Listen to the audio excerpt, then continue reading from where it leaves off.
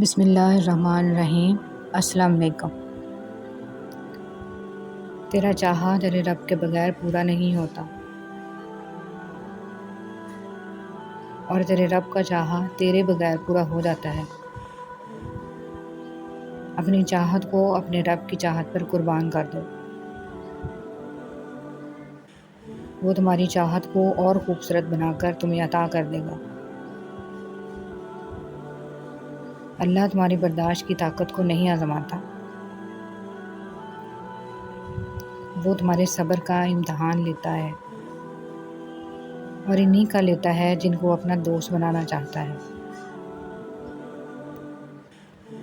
اللہ کو تمہاری برداشت کی حد معلوم ہے،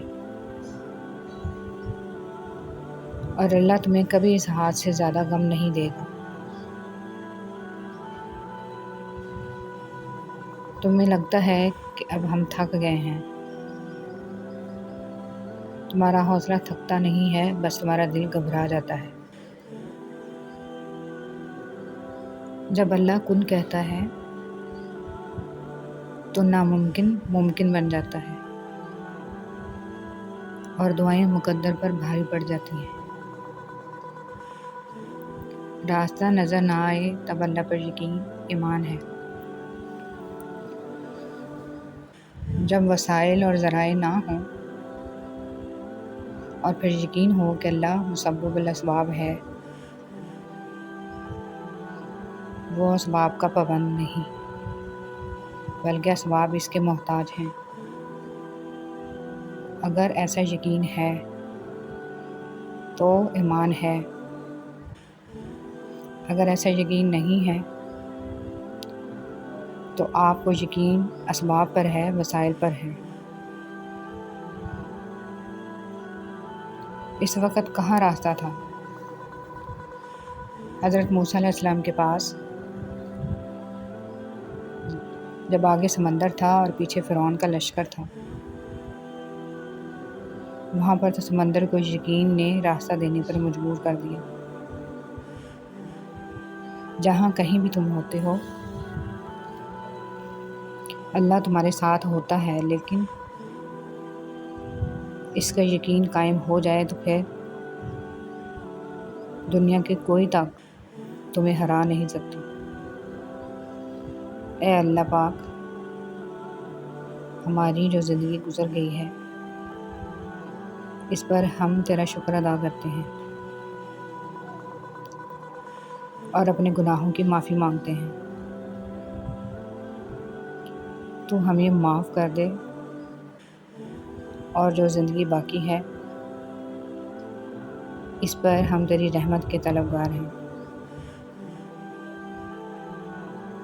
اے اللہ پاک، تو ہم پر اپنی رحمت کے دروازے کھول دے، آمین۔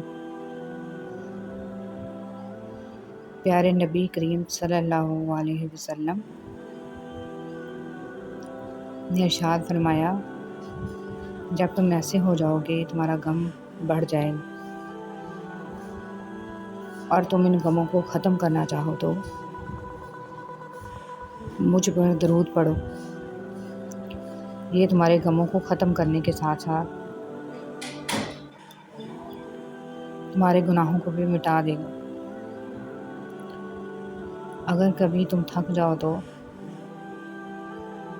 کبھی مایوس نہ ہونا، خدا سے گفتگو کرنا، سفر کی جستجو کرنا۔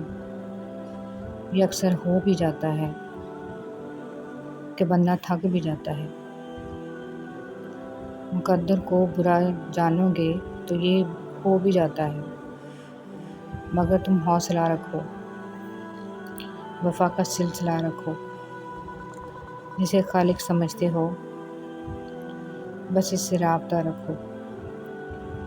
جب دوست اللہ کریم ہو، کتاب قرآن کریم ہو، راستہ صراط مستقیم ہو، تو گمراہ ہونا ناممکن ہے۔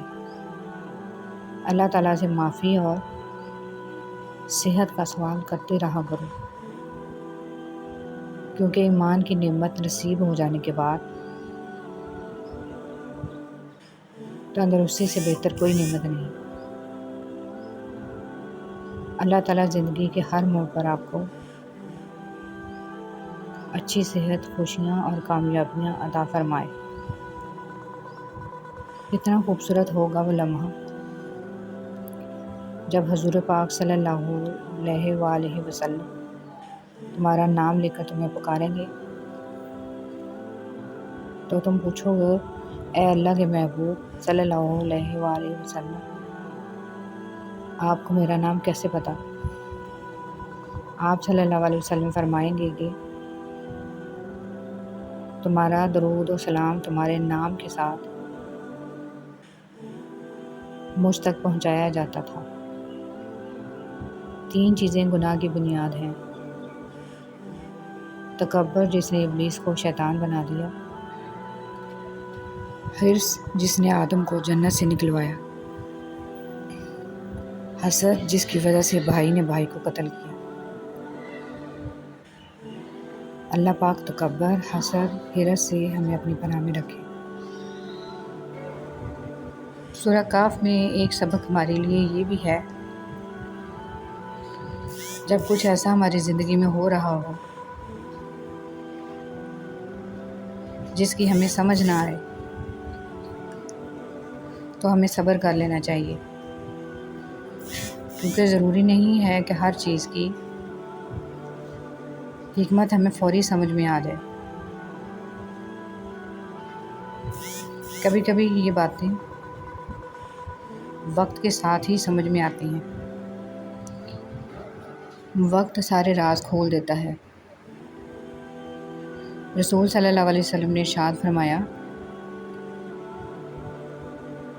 جس کا وضو نہیں اس کی نماز نہیں ہوتی، اور جس نے وضو کرتے وقت بسم اللہ شریف نہیں پڑھی اس کا وضو ہی نہیں ہوتا۔